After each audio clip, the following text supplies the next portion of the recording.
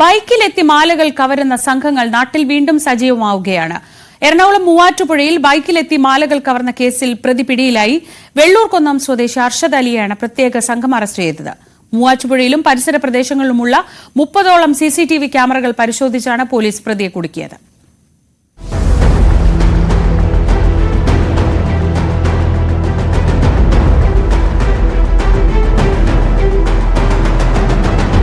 ജനുവരി 13 ഉച്ചയ്ക്ക് 12 മണിയോടെ ബൈക്കിലെത്തിയായിരുന്നു ആദ്യ മോഷണം. KSRTC ബസ് സ്റ്റാൻഡ് പരിസരത്തെ SBI ATM-ന് മുന്നിൽ നിൽക്കുകയായിരുന്ന യുവതിയുടെ മാലയാണ് അർഷാദ് അലി അപഹരിച്ചത്. അന്ന് വൈകിട്ട് 3:30 വെള്ളൂർക്കുന്നം തൃക്കഭാഗത്ത് നടന്നു പോവുകയായിരുന്ന അംഗനവാടി അധ്യാപികയുടെ മാലയും ബൈക്കിൽ വേഷം മാറി എത്തി പൊട്ടിച്ചു കൊണ്ടുപോയി. ആലുവ പമ്പ് ജംഗ്ഷന് സമീപത്ത് നിന്ന് മോഷ്ടിച്ച ബൈക്കിലെത്തിയാണ് ഇയാൾ മൂവാറ്റുപുഴയിൽ മാലകൾ പിടിച്ചുപറിച്ചത്. പ്രതിയെപ്പറ്റി യാതൊരു തുമ്പും ആദ്യം കിട്ടിയിരുന്നില്ല. എറണാകുളം റൂറൽ ജില്ലാ പോലീസ് മേധാവി വൈഭവ് സക്സേനയുടെ നിർദ്ദേശാനുസരണം പ്രത്യേക സംഘം രൂപീകരിച്ച് നടത്തിയ ശാസ്ത്രീയ അന്വേഷണത്തിലാണ് അർഷാദ് അലി പിടിയിലായത്.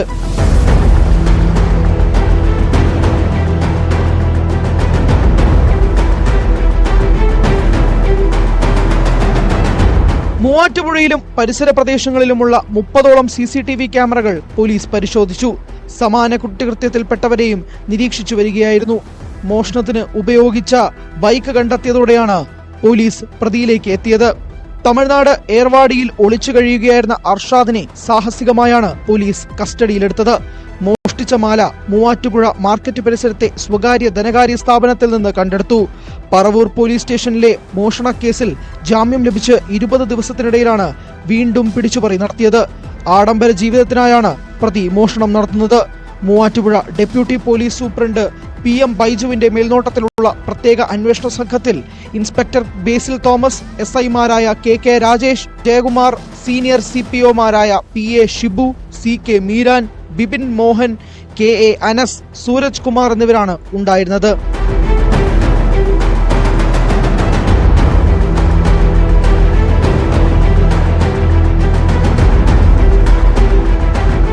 ന്യൂസ് 18 മൂവാറ്റുപുഴ. കോഴിക്കോട് കല്ലാച്ചിയിൽ ബംഗാൾ സ്വദേശികളായ തൊഴിലാളികൾ ടൗണിൽ ഏറ്റുമുട്ടി. മൊബൈൽ മോഷണത്തിന്റെ പേരിലായിരുന്നു സംഘർഷം. ഒരു യുവതിക്ക് ഉൾപ്പെടെ പരിക്കേറ്റു. സംഭവത്തിൽ പോലീസ് കേസെടുത്ത് അന്വേഷണം തുടങ്ങി. ഏതാനും ദിവസങ്ങൾക്ക് മുൻപ് സമാനമായ രീതിയിൽ വടകരയിലും ഇതര സംസ്ഥാന തൊഴിലാളികൾ തെരുവിൽ ഏറ്റുമുട്ടിയിരുന്നു.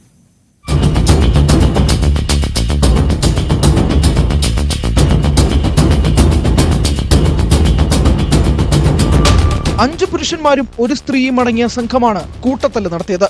എല്ലാവരും ബംഗാൾ സ്വദേശികളാണ്. കല്ലാച്ചി മാർക്കറ്റിലെ ഇറച്ചിക്കടയിൽ ജോലി ചെയ്യുന്ന തൊഴിലാളിയുമായാണ് സംഘർഷം തുടങ്ങിയത്. മൊബൈൽ ഫോൺ മോഷണം പോയതുമായി ബന്ധപ്പെട്ട പ്രശ്നമാണ് തമ്മിലടിയിൽ കലാശിച്ചത്. ഒരു ഇതര സംസ്ഥാന തൊഴിലാളിക്കൊപ്പം ഭാര്യയും കുട്ടിയും ഉണ്ടായിരുന്നു. സംഘർഷത്തിനിടയിൽ യുവതിക്ക് മർദ്ദനമേറ്റു. ഇതോടെ റോഡരികിൽ കൂട്ടയടിയായി. യുവതി ചെരുപ്പുപയോഗിച്ച് യുവാവിന്റെ മുഖത്തുൾപ്പെടെ തല്ലുന്നത് വീഡിയോയിൽ കാണാം.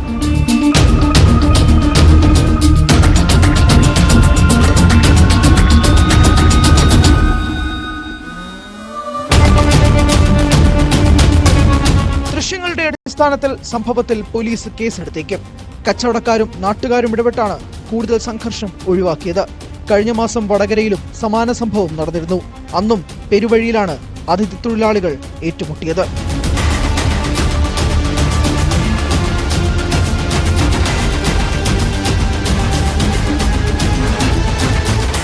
ന്യൂസ് 18 വടകര. ചില മനുഷ്യരെ കബളിപ്പിക്കാൻ വളരെ എളുപ്പമാണ്. നിധിയുണ്ടെന്ന് പറഞ്ഞാൽ പിന്നെ പാതാളം വരെ കുഴിക്കും. കാസർഗോഡ് കുമ്പള ആരിക്കാടി കോട്ടയിൽ നിധിയുണ്ടെന്ന വിശ്വാസത്തിൽ കുഴിച്ചെടുക്കാൻ എത്തിയത് ചില്ലറക്കാരല്ല, പഞ്ചായത്ത് വൈസ് പ്രസിഡന്റ് ഉൾപ്പെടെയുള്ളവരാണ്. കേസിൽ മൊഗ്രാൽ പഞ്ചായത്ത് വൈസ് പ്രസിഡന്റ് മുജീബ് അടക്കം 5 അംഗ സംഘം കുമ്പള പോലീസിന്റെ പിടിയിലായി.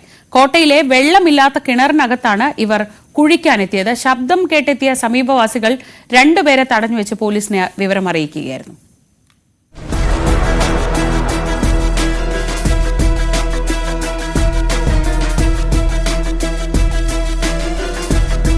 പുരാവസ്തു വകുപ്പിന്റെ അധീനതയിലുള്ള കുമ്പള ആരിക്കാടി കോട്ടയിൽ നിധി കുഴിച്ചെടുക്കാനെത്തിയ 5 അംഗ സംഘമാണ് കുമ്പള പോലീസിന്റെ പിടിയിലായത്. വൈകിട്ട് 4 മണിയോടെയാണ് സംഭവം. കോട്ടയിലെ വെള്ളമില്ലാത്ത കിണറിനകത്താണ് ഇവർ കുഴിക്കാൻ തുടങ്ങിയത്. കോട്ടയ്ക്കകത്ത് നിന്ന് ശബ്ദം കേട്ട് സമീപവാസികൾ അന്വേഷിച്ചെത്തിയപ്പോഴാണ് നിധി കുഴിക്കുന്നവരെ കണ്ടത്.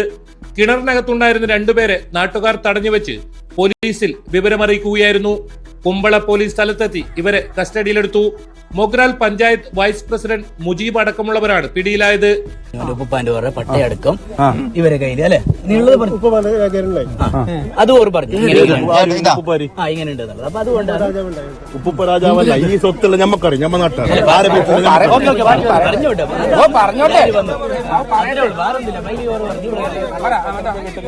അങ്ങനെയല്ല. അപ്പൊ ഇങ്ങനെ പറയുമ്പോൾ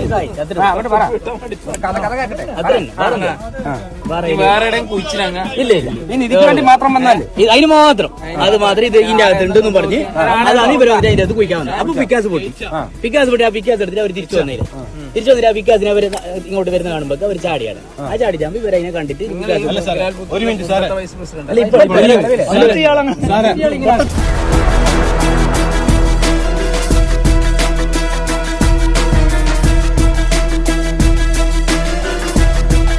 3 ദിവസം മുൻപും ഇവർ കോട്ടയ്ക്കകത്ത് നിധി അന്വേഷിച്ച് എത്തിയിരുന്നു. കണ്ണൂർ ഭാഗത്ത് കുടുംബശ്രീ പ്രവർത്തകർക്ക് നിധി ലഭിച്ചിട്ടുണ്ടെന്ന് വിശ്വസിപ്പിച്ച് യുവാക്കളെ പ്രലോഭിപ്പിച്ചാണ് കോട്ടയിലെത്തിച്ചതെന്നാണ് വിവരം. നിധി കിട്ടിയാൽ തുല്യമായി പങ്കിടാമെന്ന് പറഞ്ഞിരുന്നതായും സൂചനയുണ്ട്. കുഴിക്കാൻ ഉപയോഗിച്ച മൺവെട്ടിയും മറ്റു ഉപകരണങ്ങളും സ്ഥലത്തു നിന്നും പോലീസ് കണ്ടെടുത്തു.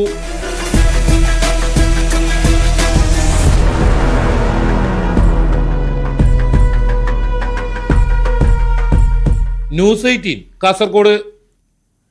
മലപ്പുറം പൊന്നാനിയിൽ മുക്കാടി സ്വദേശി കബീറിനെ സുഹൃത്തുക്കൾ മദ്യപാനത്തിനിടെ മർദ്ദിച്ച് കൊലപ്പെടുത്തിയ കേസിൽ മുഖ്യപ്രതി പിടിയിലായി. കൊല്ലപ്പെട്ട കബീറിന്റെ സുഹൃത്ത് മുക്കാടി സ്വദേശി മനാഫാണ് അറസ്റ്റിലായത്. കേസിൽ ഒളിവിലുള്ള മറ്റു പ്രതികൾക്ക് വേണ്ടി അന്വേഷണം ഊർജിതമാണ്.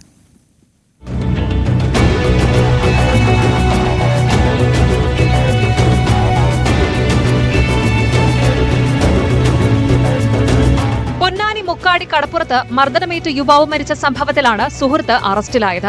കളത്തിൽ പറമ്പിൽ കബീറാണ് കഴിഞ്ഞ ദിവസം മരിച്ചത്. ഇയാളുടെ സുഹൃത്തായ 33-കാരൻ മനാഫാണ് പൊന്നാനി പോലീസിന്റെ പിടിയിലായത്. ഈ മാസം 16-ന് കടപ്പുറത്തിരുന്ന് മദ്യപിക്കവേ സുഹൃത്തുക്കൾ തമ്മിലുണ്ടായ വാക്കുതർക്കം മർദ്ദനത്തിൽ കലാശിക്കുകയായിരുന്നു. ഗുരുതരമായി പരിക്കേറ്റ കബീറിനെ സഹോദരൻ ഗഫൂറും കൂട്ടുകാരും ചേർന്ന് പൊന്നാനി താലൂക്ക് ആശുപത്രിയിൽ പ്രവേശിപ്പിച്ചു. പരിക്ക് ഗുരുതരമായതിനാൽ ഇവിടെ നിന്ന് തൃശൂർ മെഡിക്കൽ കോളേജ് ആശുപത്രിയിലേക്ക് മാറ്റി. ഇവിടെ ചികിത്സയിൽ കഴിയവെയാണ് മരണം.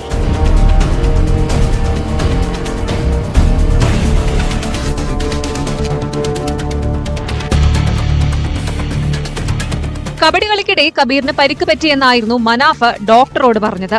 കബീറിന്റെ പരിക്ക് ഗുരുതരമാണെന്നറിഞ്ഞതോടെ മനാഫും മറ്റു സുഹൃത്തുക്കളും ഒളിവിൽ പോയി. തുടർന്ന് പോലീസ് നടത്തിയ അന്വേഷണത്തിലാണ് മനാഫിനെ അറസ്റ്റ് ചെയ്തത്.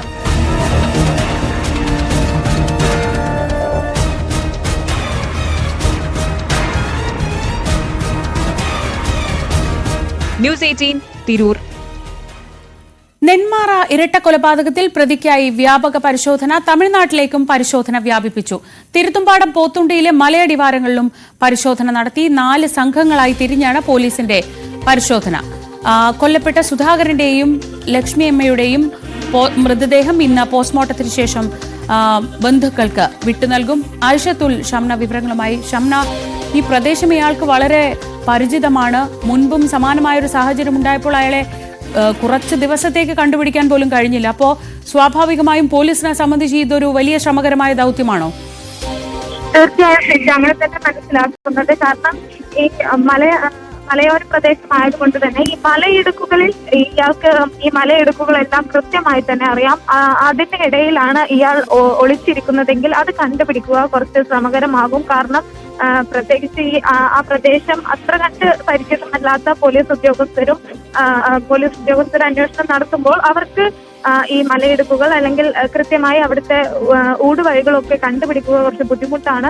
എങ്കിലും ഊർജിതമായ അന്വേഷണം തുടരുകയാണ്. മറ്റൊരു ആശങ്കപ്പെടുത്തുന്ന കാര്യം, നേരത്തെ ഇയാൾ 2019 ഇന്നലെ കൊല്ലപ്പെട്ട സുധാകരന്റെ ഭാര്യ സജിതയെ കൊന്നതിന് ശേഷം ഒളിവിൽ പോയി 5 ദിവസത്തിന് ശേഷമാണ് പ്രതിയെ പിടികൂടാൻ സാധിച്ചത്.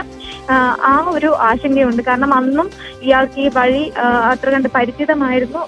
അതുപോലെ ഈ കൃത്യമായ അവിടുത്തെ മലയിടുക്കുകളും ഈ വനമേഖല ഉൾപ്പെടെ ഇയാൾക്ക് കൃത്യമായി അറിയാം. അതുകൊണ്ട് തന്നെ അതൊരു ആശങ്കയാണ്. എങ്കിലും ഈ അന്വേഷണം ഊർജിതമായി തന്നെ തുടരുന്നുണ്ട്. പ്രത്യേകിച്ച് എടുത്തു പറയേണ്ട ഒരു കാര്യം, പോലീസിന്റെ അനാസ്ഥ തന്നെയാണ് ഇത്തരത്തിൽ ഒരു നാടിനെ നടുക്കുന്ന ഈ ഇരട്ട കൊലപാതകത്തിലേക്ക് നയിച്ചതെന്ന നാട്ടുകാരുടെ ആരോപണം അതങ്ങനെ തള്ളിക്കളയാൻ കഴിയുന്നതല്ല. കാരണം ഈ പ്രതി, ഒരു കൊലപാതക കേസിലെ പ്രതി ജാമ്യത്തിൽ വരുമ്പോൾ മറ്റ് ആളുകൾക്ക് വധഭീഷണി ഉണ്ടെങ്കിൽ അത് പോലീസിന്റെ ഉത്തരവാദിത്തമാണ്. പക്ഷേ പോലീസ് അത് ഗൗരവമായി എടുത്തില്ല.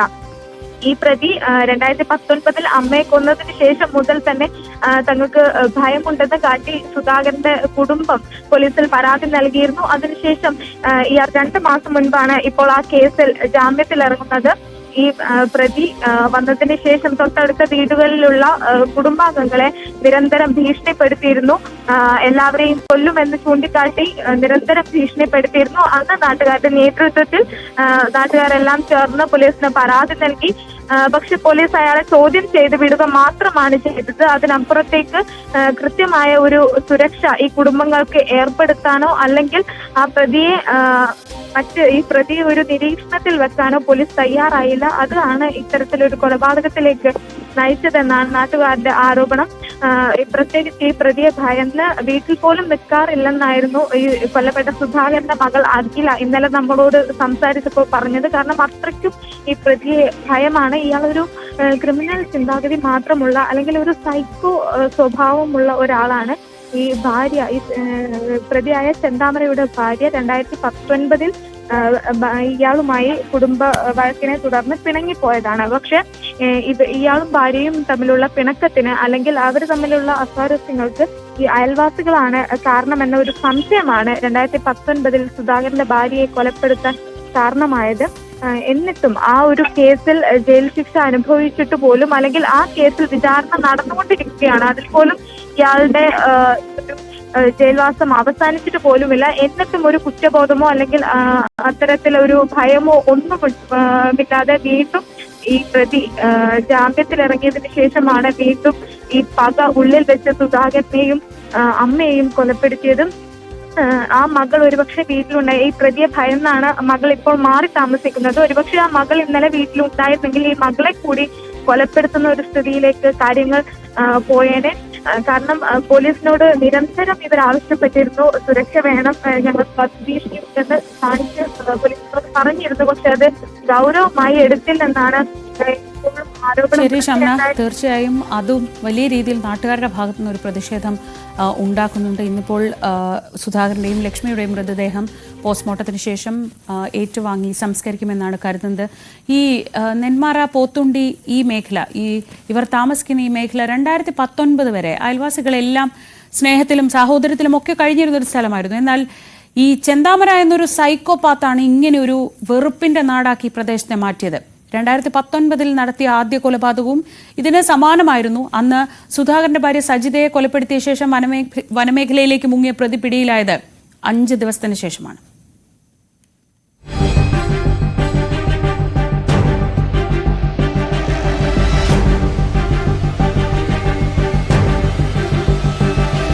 സുധാകരന്റെ ഭാര്യ സജിതയെ കൊലപ്പെടുത്തിയ കേസിൽ പ്രതിയായ ചെന്താമര 2 മാസം മുമ്പാണ് ജാമ്യത്തിലിറങ്ങിയത്.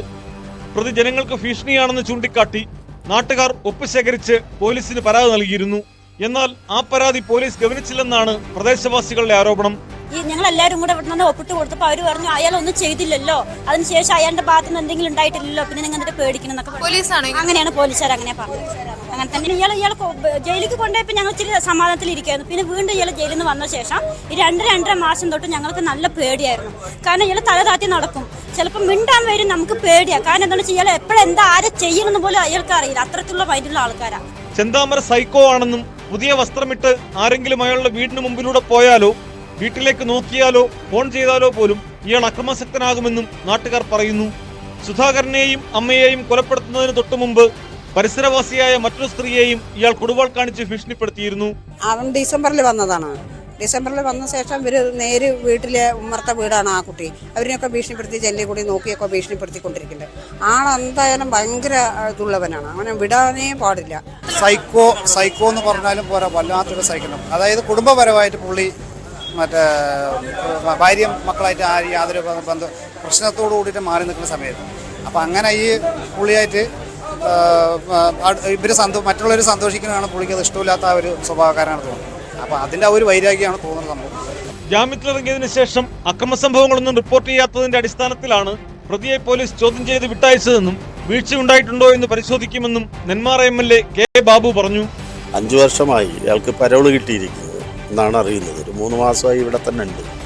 ഇവൻ വന്നിടങ്ങളിലൊക്കെ പ്രത്യേകിച്ചിട്ട് ഈ ഞാൻ ഇവരെ കൊല്ലുന്നു പൊതുവിൽ ഇങ്ങനെ പറഞ്ഞു നടക്കാറുണ്ട്. പക്ഷേ ഇത്രയേറെ പകയുണ്ടെന്ന് മനുഷ്യർ മനസ്സിലാക്കില്ല. ഈ സംബന്ധിച്ച് പോലീസിൽ ഒരു പരാതി കൊടുത്തിരുന്നു. പരാതി കൊടുത്തതിൻ്റെ അടിസ്ഥാനത്തിൽ പോലീസ് അവനെ വിളിച്ചു. അവനെ വീഡിയോ ആണല്ലോ ഇപ്പോൾ ചോദ്യം ചെയ്ത്, ആ നിലയ്ക്ക് ചോദ്യം ചെയ്ത് അവൻ ഇറങ്ങി വന്നാണ്. ഏതെങ്കിലും തരത്തിലൊരു വീഴ്ച ഉണ്ടെങ്കിൽ അത് ഗവൺമെന്റ് സദ്യ കൊണ്ടുവരുന്നുള്ളതിന് ഒരു തർക്കമൊന്നുമില്ല. ചെന്താമരയുടെ ഭാര്യയും മകളും കുറച്ചു വർഷങ്ങൾക്ക് മുമ്പ് പിണങ്ങിപ്പോയിരുന്നു. ഇതിന് കാരണം അയൽവാസികളാണെന്ന തരത്തിലായിരുന്നു ഇയാളുടെ പെരുമാറ്റം. ചെന്താമരയ്ക്കെതിരെ പരാതി നൽകിയപ്പോൾ ജയിൽ ശിക്ഷ കഴിഞ്ഞു വന്നയാളെ ഒന്നും ചെയ്യാൻ കഴിയില്ല എന്നായിരുന്നു പോലീസിന്റെ മറുപടി. അതിനിടെ സംഭവത്തിന് ശേഷം രക്ഷപ്പെട്ട പ്രതിയുടെ വീട്ടിൽ നിന്നും വിഷക്കുപ്പി കണ്ടെത്തി. ഫോറൻസിക് സംഘം നടത്തിയ പരിശോധനയിലാണ് ഇത് കണ്ടെത്തിയത്. ഇരട്ടക്കൊലപാതകത്തിന് ഉപയോഗിച്ച വെട്ടുകത്തിയും പോലീസ് പിടിച്ചെടുത്തിട്ടുണ്ട്.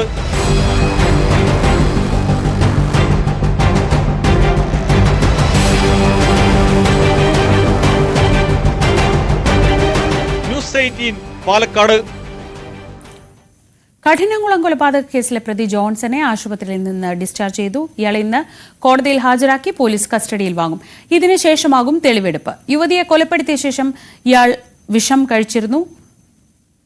ഡാൻ കുര്യൻ വിവരങ്ങളുമായി. ഡാൻ, ഇയാളുടെ തെളിവെടുപ്പ് വളരെ പ്രധാനപ്പെട്ടതാണ്. ഞെട്ടിക്കുന്ന വിവരങ്ങളാണ് ഇയാളുടെ മൊഴിയിൽ നിന്ന് പുറത്തു വന്നിരുന്നത്. ഇയാളെ ഡിസ്ചാർജ് ചെയ്ത ആരോഗ്യം പൂർണ്ണമായും സാധാരണ നിലയിലാണോ?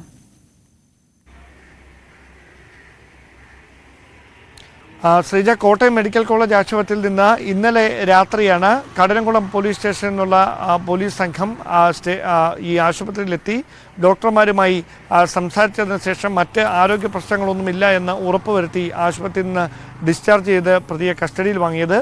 അവിടെ നിന്ന് ഈ മംഗലപുരം പോലീസ് സ്റ്റേഷനിലേക്കാണ് ആദ്യം എത്തിച്ചത് എന്നാണ് വിവരം. പക്ഷേ നിലവിൽ മംഗലപുരം പോലീസ് സ്റ്റേഷനിൽ ജോൺസൺ ഔസേപ്പില്ല.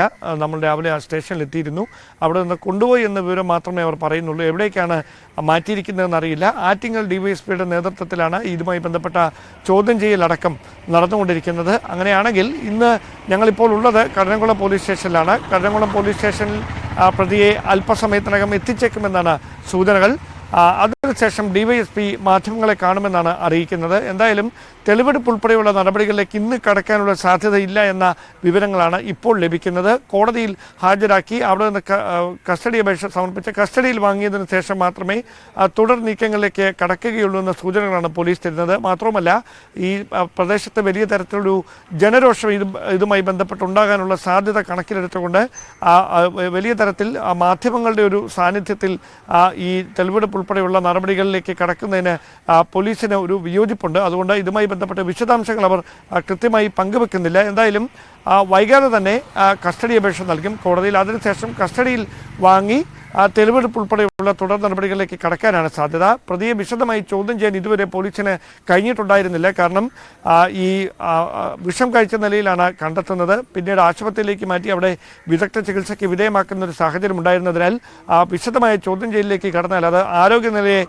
ദോഷകരമായി ബാധിക്കുമോ എന്നൊരു ആശങ്ക പോലീസിനുണ്ടായിരുന്നു. അതുകൊണ്ടാണ് വിശദമായ ചോദ്യം ചെയ്യലിലേക്ക് അവർ കടക്കാതിരുന്നത്. പക്ഷേ ഇനി അങ്ങനെയല്ല. എന്താണ് ഈ പ്രകോപനത്തിലേക്ക് നയിച്ചത് എന്നതിനെ സംബന്ധിച്ച വ്യക്തമായ ഉത്തരം പോലീസിന് കണ്ടെത്തേണ്ടതുണ്ട്. മാത്രമല്ല, പെട്ടെന്നുണ്ടായ ഒരു പ്രകോപനമല്ല, കൃത്യമായ ആസൂത്രണത്തോടെയാണ് ഈ കൊലപാതകം നടത്തിയിരിക്കുന്നതെന്ന് ഇതിനോടകം പോലീസ് പ്രാഥമികമായി നടത്തിയ അന്വേഷണത്തിൽ സ്ഥിരീകരിച്ചിട്ടുണ്ട്. അങ്ങനെയുണ്ടെങ്കിൽ ഇങ്ങനെയൊരു ആസൂത്രണം നടത്താനിടയെ സാഹചര്യമായിരിക്കും പോലീസ് പരിശോധിക്കുക. ശരി, ഡാൻ കുര്യനാണ് വിവരങ്ങൾ നൽകിയത് തിരുവനന്തപുരത്ത് നിന്ന്.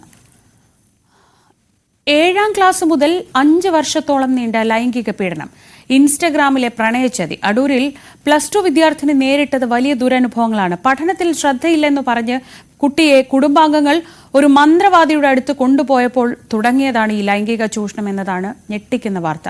പെൺകുട്ടിയെ ആദ്യം പീഡിപ്പിച്ചത് തങ്ങൾ എന്ന് വിളിക്കുന്ന ആദിക്കാട്ടുകുളങ്ങര സ്വദേശി ബദർ സമനാണ്. കേസിലെ പ്രതിയായ ആളെ പോലീസ് അറസ്റ്റ് ചെയ്തു.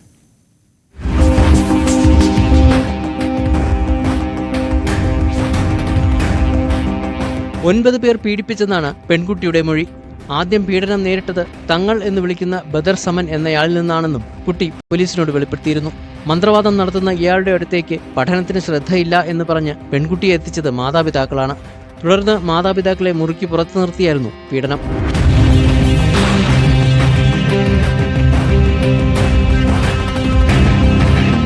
രണ്ടായിരത്തി 19 7ാം ക്ലാസ്സിൽ പഠിക്കുമ്പോൾ നടന്ന സംഭവം ഇപ്പോഴാണ് പെൺകുട്ടി പുറത്തു പറയുന്നത്.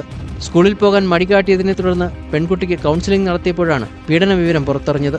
CWC വിവരം പോലീസിൽ അറിയിച്ചതിനെ തുടർന്ന് ബദർ സമൻ അടക്കം 5 പ്രതികളെ പോലീസ് അറസ്റ്റ് ചെയ്തു.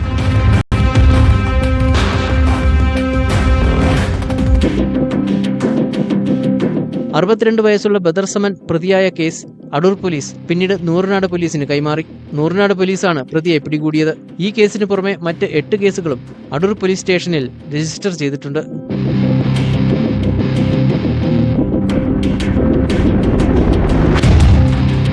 ന്യൂസ് 18 പത്തനംതിട്ട.